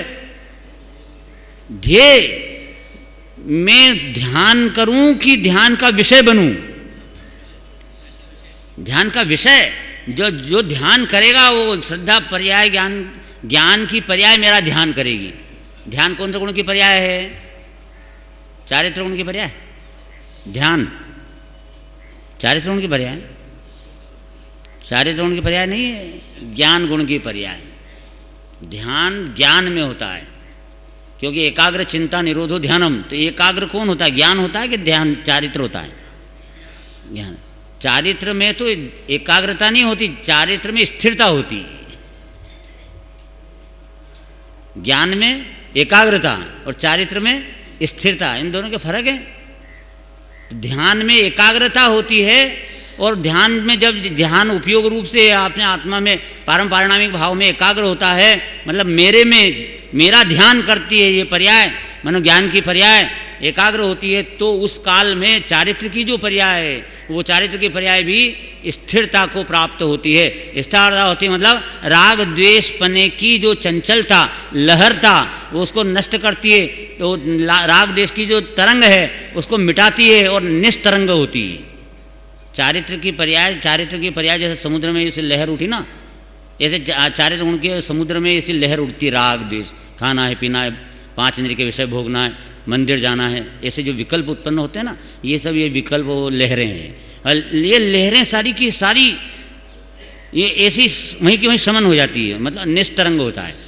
उसका नाम है कि वो स्थिर होता है, और वो राग रूप पर्याय नहीं हो रही है, और वो जो पर्याय है वो अंदर समाविष्ट हो रही है। पर्याय तो आएगी चारित्र की, और राग नहीं आएगा तो फिर कुछ तो आएगा उसमें, तो उसमें स्थिरता आएगी, समाया हुआ बना आएगा, आत्मा में लीनता रूप रहेगी। तो ये जो लीनता है कि स्थिरता है, ये चारित्र गुण की पर्याय ध्यान के काल में अपने आप होती है। फिर ध्यान भंग हो जाता है, ध्यान भंग भी हो जाता है, उपयोग बहिर्मुख हो गया। लेकिन ये चारित्र की जो स्थिरता हुई थी, अनंतानुबंधी कषाय के अभाव जितनी, वो स्थिरता बराबर कायम बनी की बनी रहती। सम्यक दृष्टि को उतनी स्थिरता बनी की बनी रहती है। इसलिए अब ये उपयोग एकाग्र होगा, पर उपयोग कौन है? अरे उपयोग ये भिन्न है और मैं भिन्न हूँ। देखो, नयातीत होने की एक बात और बताता हूँ। ये ध्यान करने जाएगा अंदर, आत्मा का तो ध्यान नहीं कर पाएगा। क्यों? क्योंकि तू ध्यान करने वाला थोड़ी है, तू तो दर्शन देने वाला है, दर्शन करने वाला नहीं है। एक मंदिर दूर था, 1 किलोमीटर दूर। तो वो अपने घर से कार में बैठ कर के और मंदिर गया। तो बोलो, मंदिर में कार से बैठकर गया कि नहीं गया? मंदिर में कार में बैठकर गया कि नहीं गया? अरे मंदिर में कार में बैठकर गया कि कार से उतर के मंदिर में गया? कार से उतर के मंदिर में गया। ऐसे नए के ऊपर सवार होकर के उस भगवान आत्मा के पास तक गया। तो भगवान आत्मा के पास तक जाने पर ये नए द्वारा गया कि नए से उतर के गया?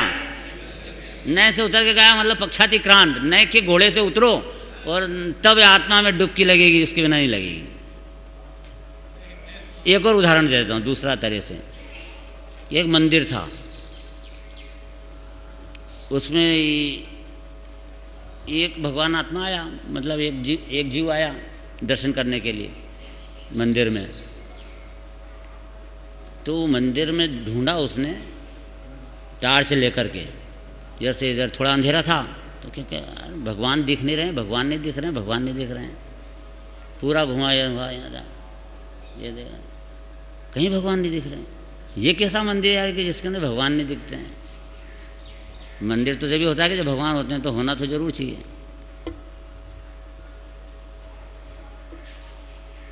तो वहाँ बाहर मुनि महाराज बैठे थे, उनके पास गया कि प्रभु, मैं अंदर जाकर के देखा, वहाँ तो कोई भगवान है ही नहीं, मिलते ही नहीं भगवान। क्या? अरे महामूर्ख, वहाँ मंदिर में भगवान जो तेरे को नहीं मिले, क्यों नहीं मिले? तू अंदर गया था कि नहीं गया था? यहाँ गया था। तो तू ही तो भगवान था, तू खुद ही तू भगवान था, तो कौन सा भगवान को ढूंढ रहा था? वो मंदिर के अंदर जो भगवान था, वो जो अंदर ढूंढ रहा था, वही भगवान ही था, खुद ही भगवान था। अब भगवान मिले कैसे उसको? ये यहाँ पे शिखर जी में ढूंढने आया भगवान को, मिले कि नहीं मिले आप सबको अभी तक? कैसा काम मिले? सब भगवान ही नहीं मिल रहे हैं, कहीं भी नहीं मिल रहे हैं, भगवान ही नहीं मिल रहे हैं। मिलेंगे कैसे? तू खुद ही भगवान है। यहाँ तो जो ढूंढने आया है ये भगवान ही है, जो बिल्कुल दूसरा अंतर है ही नहीं। तीन लोक का नाथ अनंता, अनंत गुणों का भेद पुंज, ज्ञायक परमात्मा, यह मेरा असली रूप है। ये रूप में कर ले आत्मसात। कौन कर ले? पर्याय करेगी, मैं नहीं करूँगा आत्मसात, क्योंकि मैं तो खुद ही आत्मा हूँ। पर्याय मेरे में आत्मसात करेगी। तो अपने को भगवान माने तब है ना, वो ढूंढने वाला बन रहा है। भगवान को ढूंढने वाला है कि भगवान को दर्शन या खुद दर्शन देने वाला है ढूंढने वाले को? पर्याय मेरी ढूंढ रही है आत्मा को, मैं नहीं ढूंढ रहा। तो मेरी पर्याय को तू स्वतंत्र छोड़, मैं बना छोड़ उस पर्याय में से और फिर ढूंढने दे, तो मैं उसको भगवान के रूप में बराबर भाषित होऊंगा और वो पर्याय मेरा अनुभव करते हुए सम्यक ज्ञानी बन जाएगी। इसमें कोई दो राह नहीं है। काम करना पड़ेगा जल्दी। मनुष्य भाव अपना बीतते जा रहा है कि एक बार जमदूत है आ गया घर पे, जमदूत, चलो अगले जन्म में। जमदूत मतलब आयु कर्म होता है, आयु कर्म होता है ना अपने यहाँ। अपने यहाँ जमदूत वमदूत होता ही नहीं, कोई तो सब गप लड़ाई होगा। यहाँ पर जो है जैन धर्म में जमदूत किसको कहा? आयु कर्म को। वो पूरा टाइम हुआ और टाइम पूरा हुआ, आयु कर्म पूरा होएगा, मृत्यु हो जाएगी। तो उसका रूपक में बोल दिया अपन ने कि वो जमदूत आया, चलो अगले जन्म में। यार भैया क्या बात कर रहे हो? तुम्हें तो यार बिल्कुल थोड़ी सी ज़िंदगी, कुछ ज़्यादा उम्र भी नहीं हुई और आप इतनी जल्दी लेने आ गए। थोड़ा सा आपको थोड़ा नोटिस तो देना था, पहले नोटिस तो देना था कि नहीं देना था? क्योंकि आज भी गवर्नमेंट भी कोई भी कार्यवाही करती है तो पहले नोटिस देती है कि कारण बताओ, नोटिस, फिर आप उसका उत्तर दो। फिर उसमें आप उसमें उत्तर सही नहीं दे सकोगे तब आप पे कार्यवाही की जाएगी। नोटिस तो देना था, सीधे डायरेक्ट कार्यवाही की चलो अगले जन्म में। ये कैसी बात है?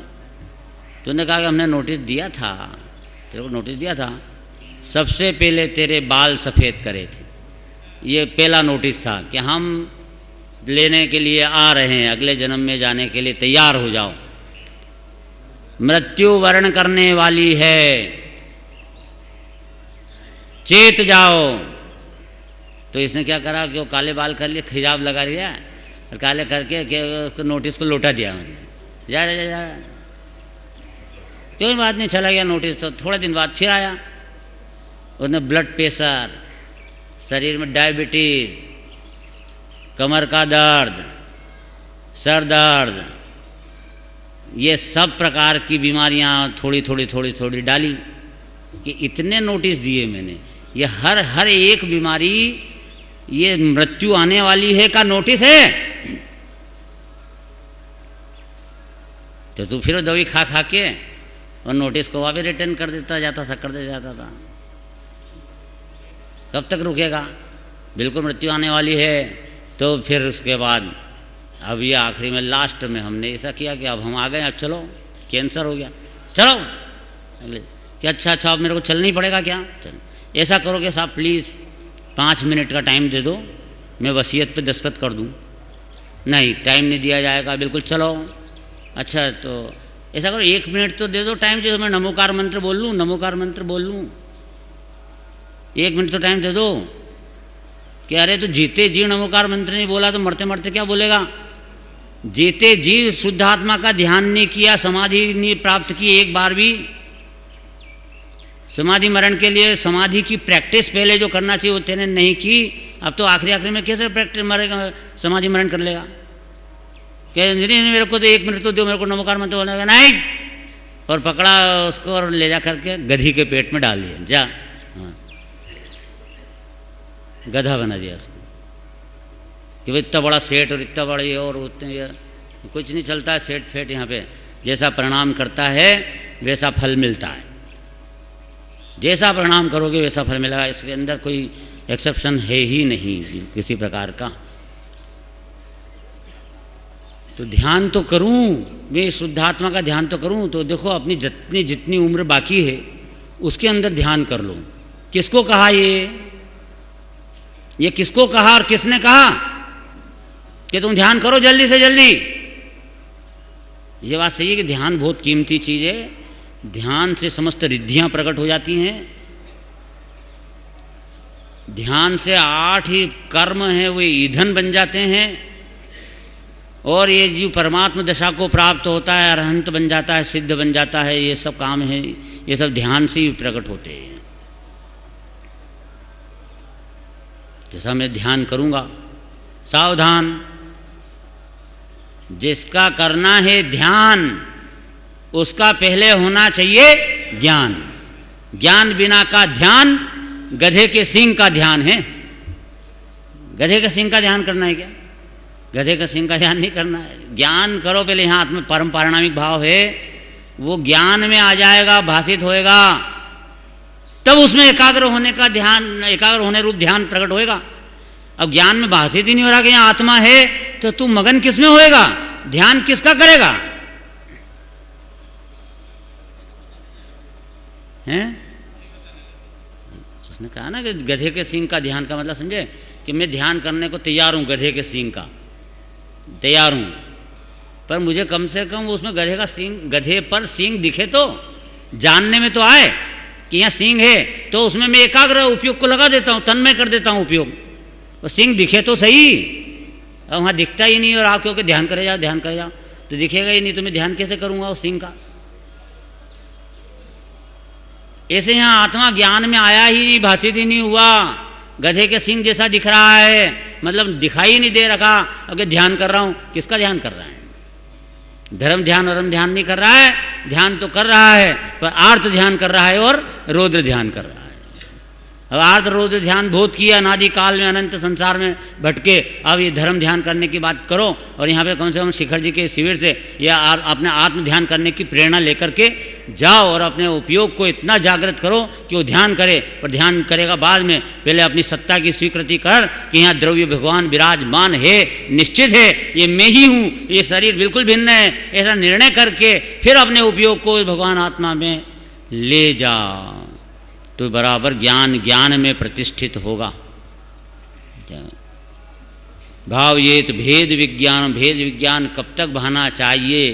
अच्छिन्न धारया, कंटिन्यू, कब तक? कि जब तक ज्ञानम ज्ञाने प्रतिष्ठिते, जब तक कि ज्ञान में प्रतिष्ठित न हो जाए, ज्ञान में लीन न हो जाए, यह अपना उपयोग रूप, यह उपयोग समुद्र में न मिल जाए। ढाल वाले मार्ग से पानी बह रहा था, ढाल वाले मार्ग से पानी आ रहा था ऐसा, क्योंकि उसने जो तालाब था, उस तालाब से च्युत हो गया था, वो तो टूट गई थी कोई पहाड़, तो उधर जाकर कीचड़ बनाते हुए उधर निकल रहे थे, जा रहा था। तो क्या कि इसको ढाल वाले मार्ग से वापस उसी सरोवर में टर्न कर दे। तो वहाँ उसने जो जिधर उधर जा रहा था उससे थोड़ा सा ढाल करके और उसको वापस पानी को उस समुद्र की उसी की तरफ लाए, सरोवर की तरफ। तो वो पानी जो जिधर से बह रहा था उधर से टर्न होके इधर आ गया वापस से, तो पानी में मिल गया। ऐसा ये उपयोग में मिल गया। तो एक उपयोग तो है वो ज्ञान की पर्याय, और एक उपयोग है वो ज्ञान का समुद्र, ज्ञान का घन पिंड, वो उपयोग। और उपयोग में उपयोग, तो यह उपयोग में मैंने परम पारिणामिक भाव में यह उपयोग टर्न कर दे तो वहाँ भगवान आत्मा में लीन हो जाएगा। ऐसा होगा कि जहाँ ज्ञान ज्ञाता गे को न उद्योत अनुभव में दिसे, न ध्यान ध्याता ध्येय को न विकल्पवच भेदन, जहाँ चिद भाव कर्म चिदेश करता चेतना क्रिया तहाँ। अब इन सब लाइनों का अर्थ समझना बहुत महान है, महत्वपूर्ण है।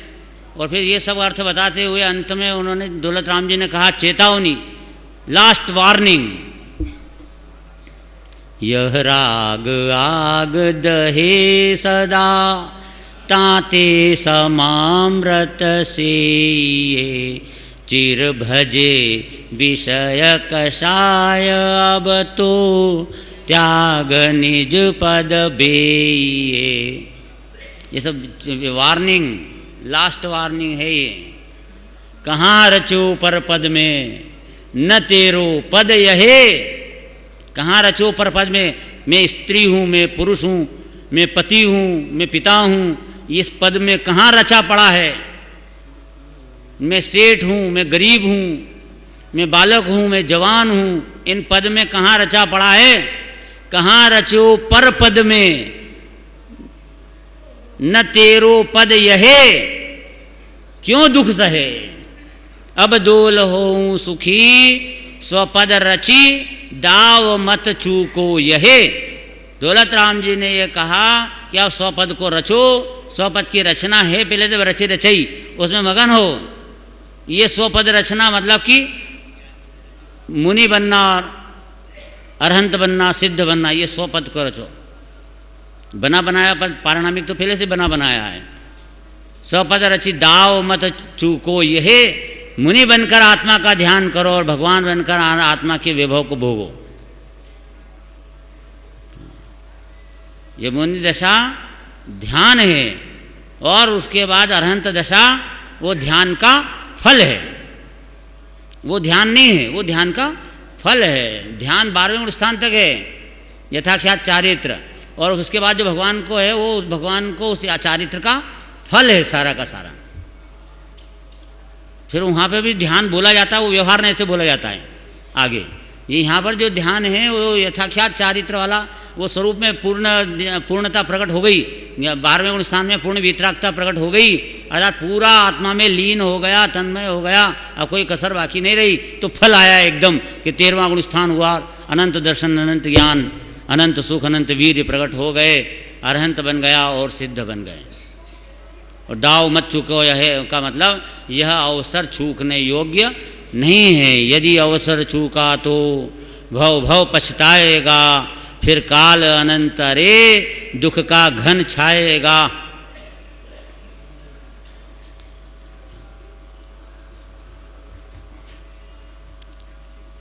बहुत जोरदार बात है, वो पूरा पूरा भजन है इसका। अपना को ये आज का दिन मिल गया ना, इसके अंदर ये अपनी काफ़ी बात हो गई। और अब यहाँ पे योगिंदु देव ने जो कहा है वो इस गाथा से अतिरिक्त है। तो अब इसमें आ जाओ, नीचे जो लिखा अंतिम में, तथापि ध्याता पुरुष यही भावना करता है ना। अंतिम जो बोल्ड लिखा है बड़े अक्षर में, जो सकल निरावरण अखंड एक, मिल गया सबको। तथापि ध्याता पुरुष यही भावना करता है कि जो ध्याता पुरुष किसका ध्यान करेगा, ध्याता पुरुष किसकी भावना भाएगा, ज्ञाता पुरुष किसका ज्ञान करेगा, ध्याता पुरुष किसका ध्यान करेगा, और श्रद्धा करने वाला पुरुष किसकी श्रद्धा करेगा।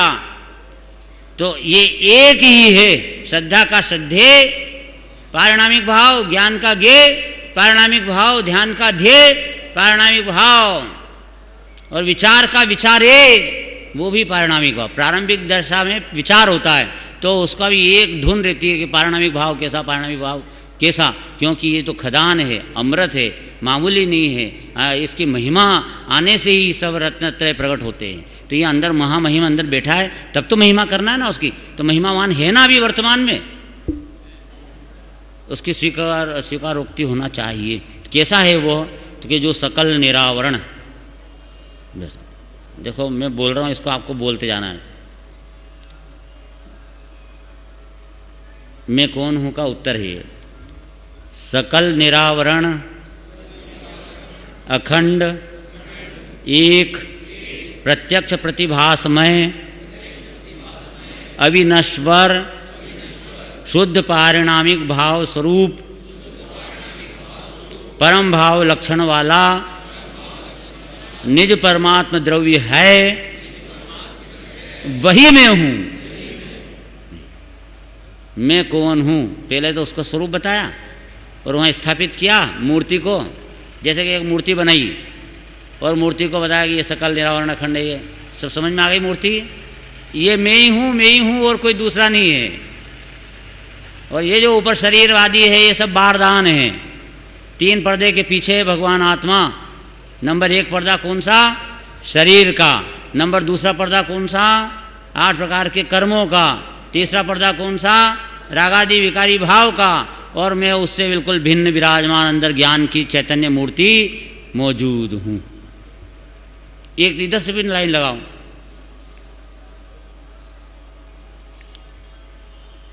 मैं रोटी बना रहा हूँ कि नहीं बना रहा? ऐसा हुआ कि उत्तर हमने कहा कि ये खाता है ना, खाता है, तो जीव खाता है कि ज्ञाता है? लेकिन इसको लगता है कि मैं खाता हूँ। खाता नहीं है प्रभु, तू ज्ञाता है। खाता है पने का भी ज्ञाता है। फिर कौन खाता है? ये कौन खाता है? पुद्गल खाता है। तो एक निश्चयाभासी मिले, उससे कहा कि भाई क्या कर रहे हो तुम? आलू, तुम्हारे इसके थैली के अंदर आलू, सब्जी खरीद रहा था, आलू। अरे यार तो तुम तो यार मुमुक्षु, ऐसा कैसे हो सकता है?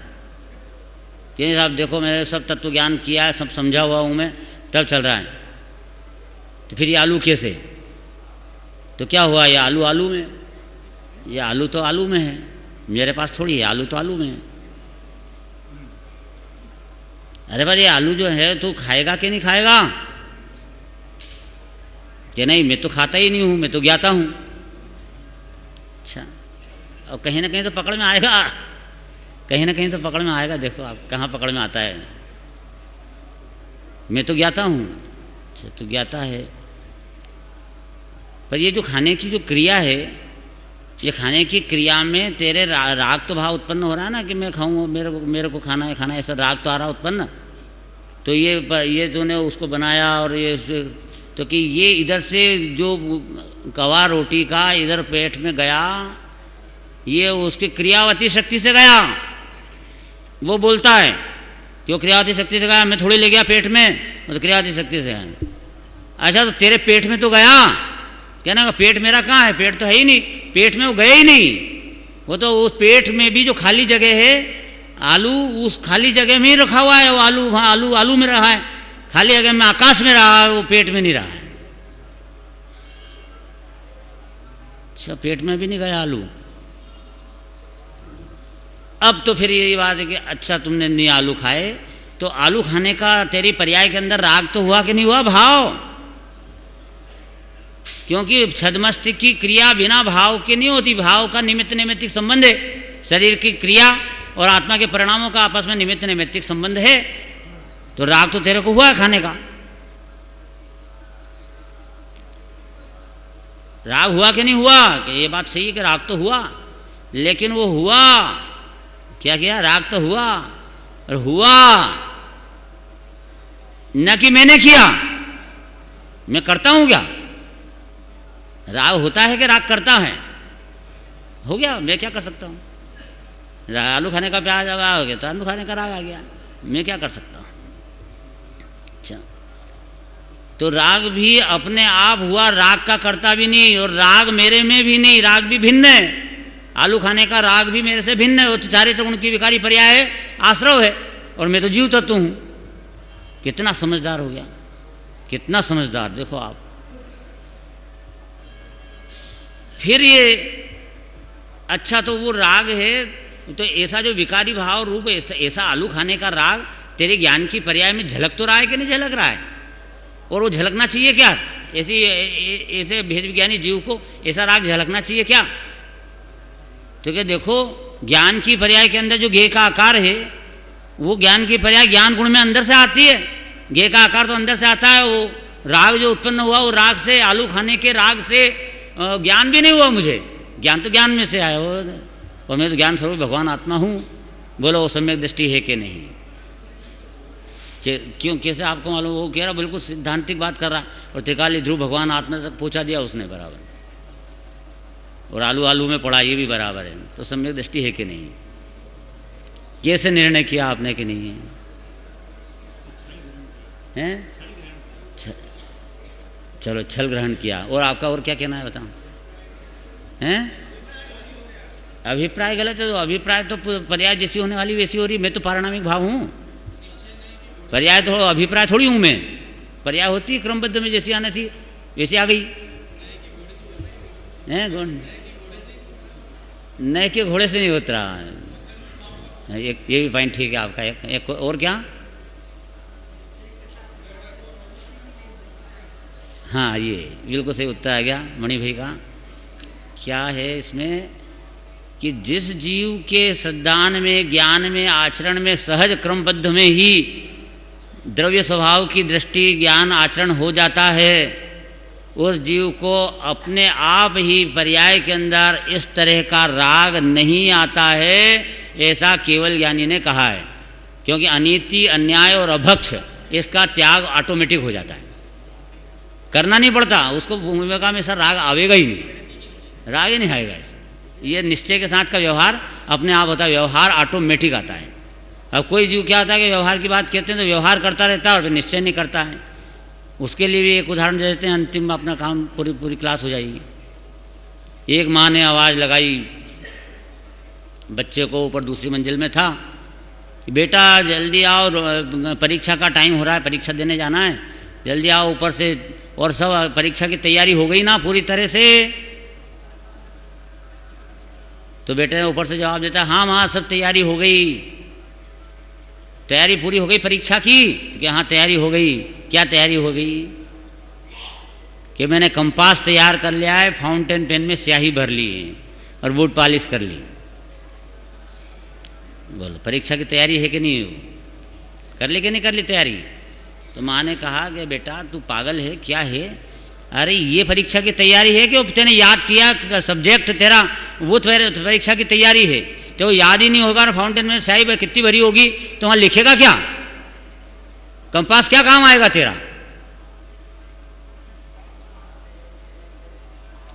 तो फिर क्या बोलता है बच्चा कि अच्छा तो ये परीक्षा की तैयारी नहीं है, फिर कंपास की ज़रूरत नहीं है, फाउंटेन पेन की ज़रूरत नहीं है। अरे होएगी ज़रूरत, उसकी बात छोड़ दे, तो निश्चय की बात कर पहले, निश्चय की बात पहले कर।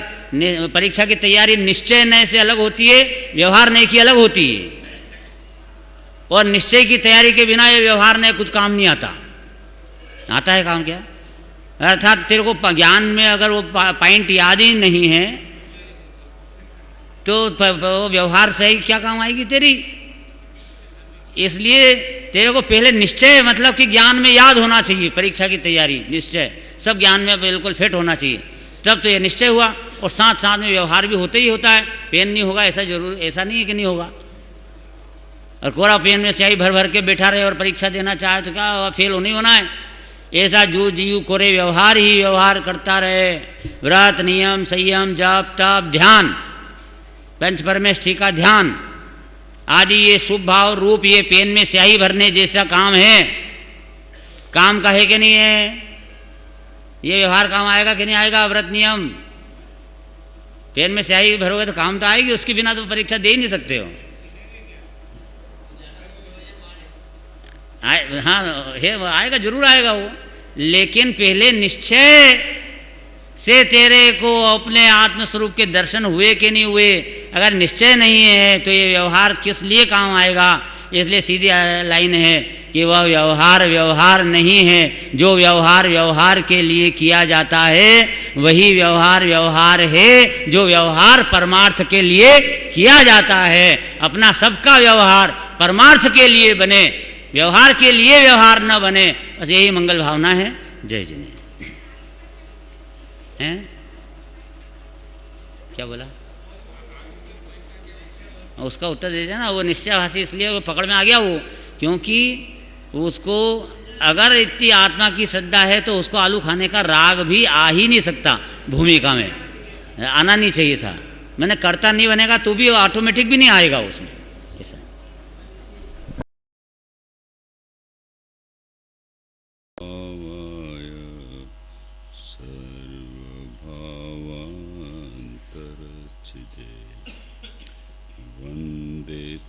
सर्वसिद्धे ध्रुवमचलमणों गतिं पत्ते वोक्षामि समयपाहुड मिंडमो श्रुतकेवली वणदं श्रुतकेवली।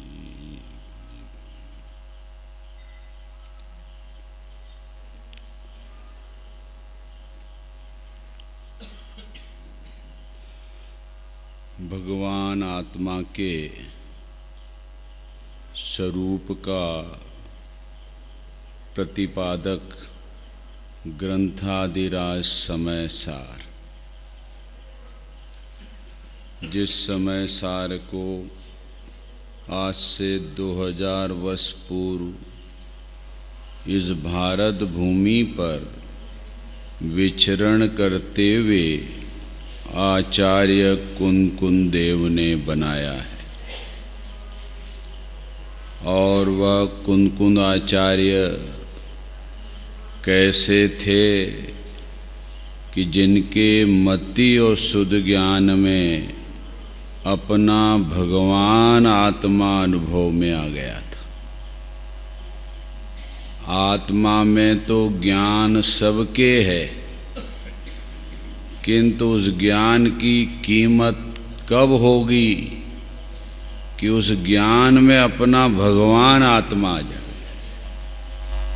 अन्यथा वह ज्ञान 11 अंग 9 पूर्व का भी हो जावे तो भी उस ज्ञान की कोई कीमत नहीं है। कीमत तो उसकी है कि आत्मज्ञान ही ज्ञान है, शेष सभी अज्ञान। विश्व शांति का मूल यही वीतराग विज्ञान। उस ज्ञान की कीमत है कि हम और आप सब में भी मति और शुद्ध ज्ञान है। उस ज्ञान की कणिका है, अंश है, किंतु हम और आपके अंश में अपना भगवान आत्मा नहीं, देहादि पड़े हुए हैं। इसलिए हमारे ज्ञान को अज्ञान कहा जाता है। और उस अज्ञान का फल 4 गति और 84 लाख योनियों का परिभ्रमण करके जन्म मरण करके अनंत दुख भोगता है।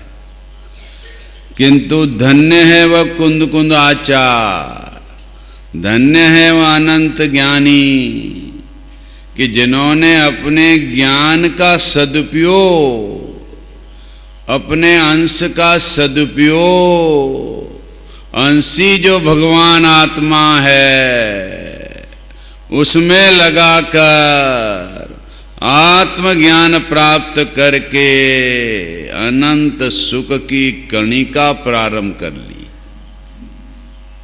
तो इसलिए जिसके मति और शुद्ध ज्ञान में अपना शुद्धात्मा आ गया हो, उस जीव को यदि रागात्मक विकल्प भी उठेंगे तो उस विकल्प में भी अपने शुद्धात्म तत्व की बात आएगी,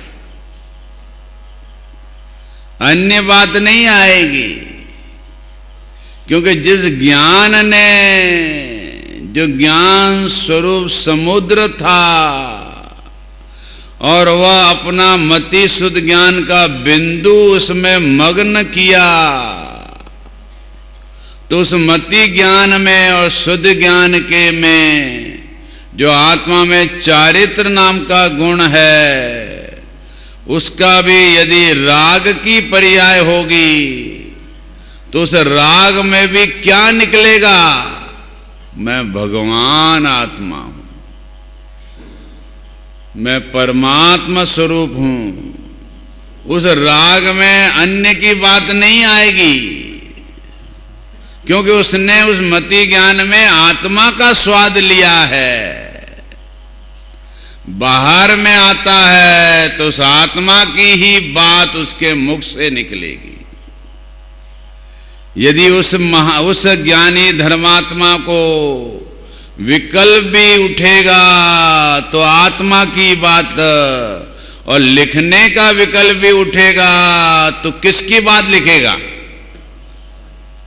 कि 6 द्रव्यों में वह शुद्ध जीव द्रव्य की मुख्यता से बात लिखेगा। 5 अस्थिकायों में से मुख्य रूप से जीवास्थिकाय की बात लिखेगा। 9 पदार्थों में से जीव पदार्थ की बात लिखेगा। धन्य है ना वह मति ज्ञान में आया हुआ भगवान आत्मा का चमत्कार, अद्भुतता, कि उसके मति शुद्ध ज्ञान में लिखने का विकल्प आया तो शुद्धात्मा, और यदि उसे बोलने का विकल्प आएगा तो किसकी बात बोलेगा? शुद्धात्मा की। धन्य है इन ज्ञानी धर्मात्माओं का जीवन देखकर इस धरातल पर, समय शिखर की धरातल पर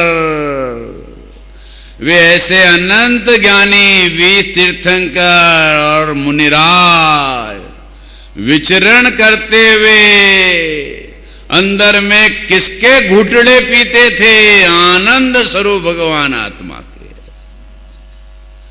उनसे हम और आपकी तुलना करो तो यह विदित होता है कि कहां उन धर्मात्माओं का जीवन आनंदमय और कहां हम अज्ञानियों का जहर पीना। निरंतर विष पीते हैं मोह राग द्वेष परिणाम करके, पर में इष्ट और अनिष्टता मान मान कर, राग द्वेष और मोह कर करके हम और आप सब समय समय जहर पी रहे हैं। क्या कर रहे हैं? अंतरात्मा पर अत्याचार। ये कब तक ये अत्याचार होता रहेगा भाई? साधर्मियों को अब ये अत्याचार सहन नहीं होता। अंतर से आत्मा जो हम और आपके द्वारा मोह राग द्वेष के जहर के घुटड़े पी रहे हैं, उससे हमारा आत्मा पीड़ित होता है।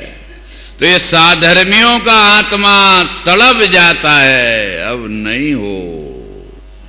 इस आत्मा को तो अमृत स्वरूप है, इसको तो अमृत पीने का इसका स्वभाव है, और ये जहर के घुटड़े कैसे? ऐसे आत्मा को झंकोल दो भैया।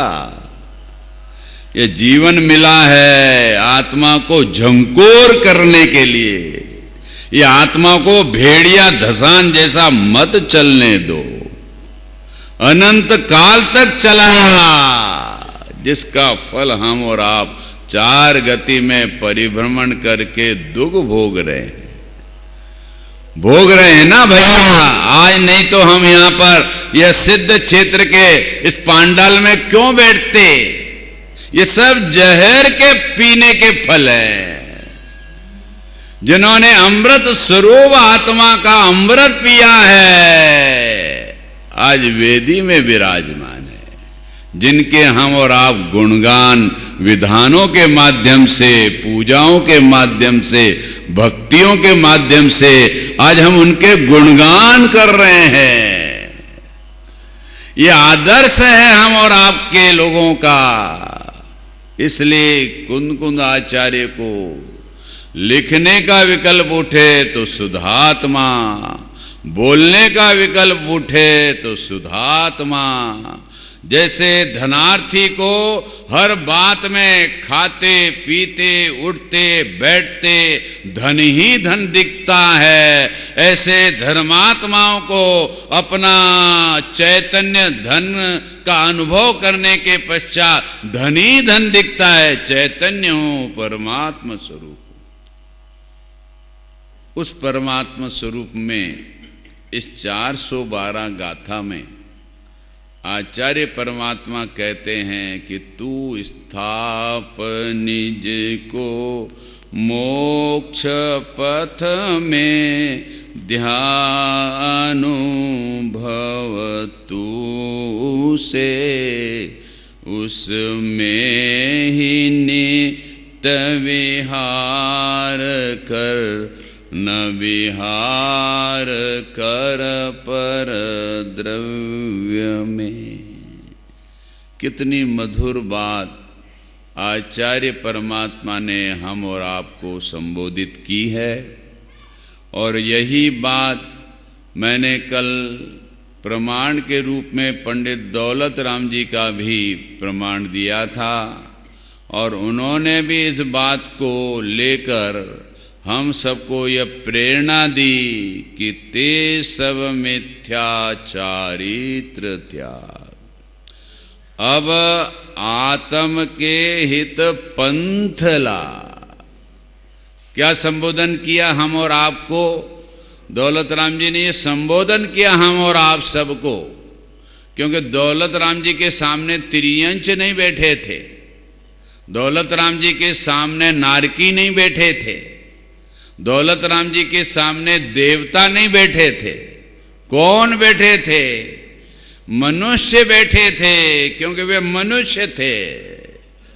और वह पर्याय में मनुष्य होने पर हम मनुष्यों को ये संबोधन कर रहे हैं कि अब आत्म के हित पंथ ला।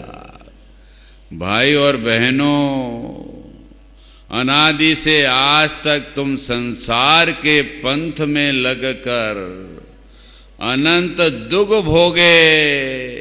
यदि तुम्हें आत्मिक सुख चाहिए, क्योंकि आत्मा आनंद का पिंड है, ज्ञान का भंडार है, यदि ऐसा अमृत आनंद चाहिए तो उस अमृत स्वरूप भगवान आत्मा के पंथ में लगो। बोलो, क्यों कहा ऐसा? कुछ कारण है।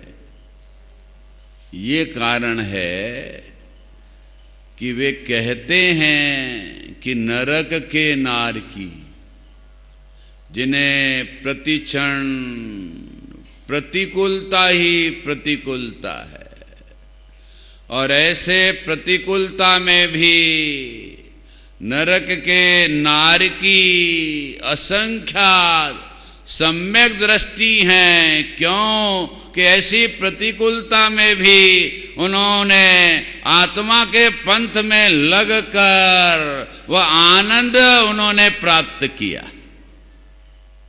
किसने? नारकियों ने। भाई कितनी प्रतिकूलता! बोले हम और आपको इतनी प्रतिकूलता है क्या?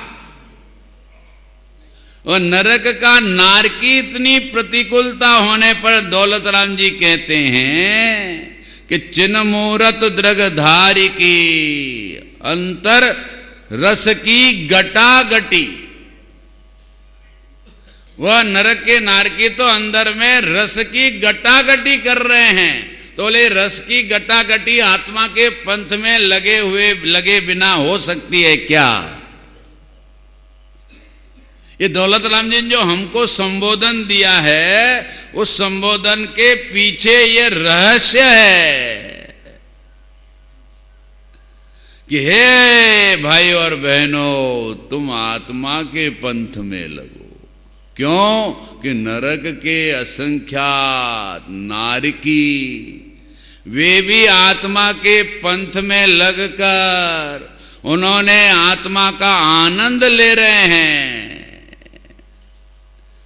और तुम आनंद के पिंड होकर पर में लगकर जहर पी रहे हो। हे आत्माओं, तुम्हें शोभा नहीं देता। और नरक को नारकी में कितनी प्रतिकूलता, मार काट सब चल रहा है।